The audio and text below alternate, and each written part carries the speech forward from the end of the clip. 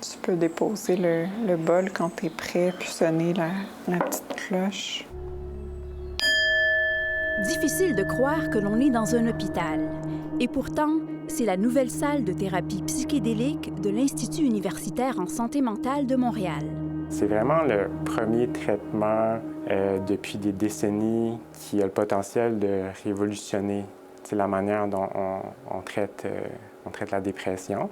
Le docteur Do traite des patients atteints de dépression très sévère. On se ramasse vraiment avec une clientèle qui a échoué essentiellement tous les autres types de traitements. L'avantage de la psilocybine, c'est qu'avec un seul traitement, on peut observer des changements antidépresseurs à long terme. Mais c'est d'abord et avant tout une psychothérapie.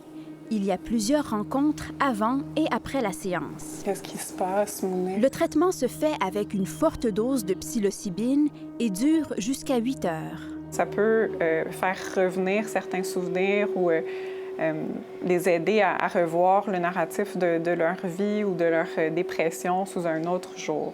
Tout a été choisi pour faciliter l'introspection. On voulait sortir de l'esthétique hospitalière. On veut vraiment être ancré dans le moment présent.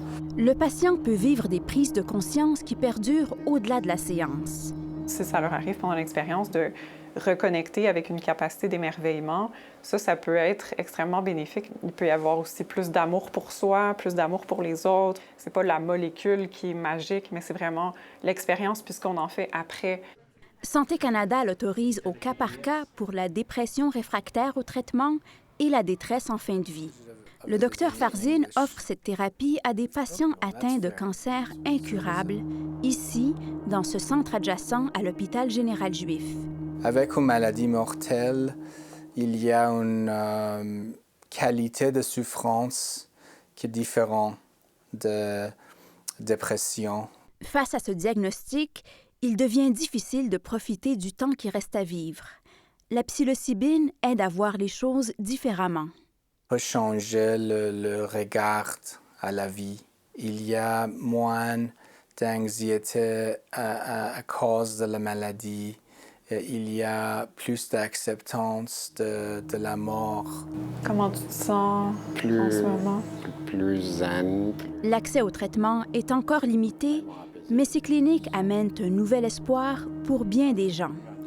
Ici Bouchra Watik, Radio-Canada, Montréal.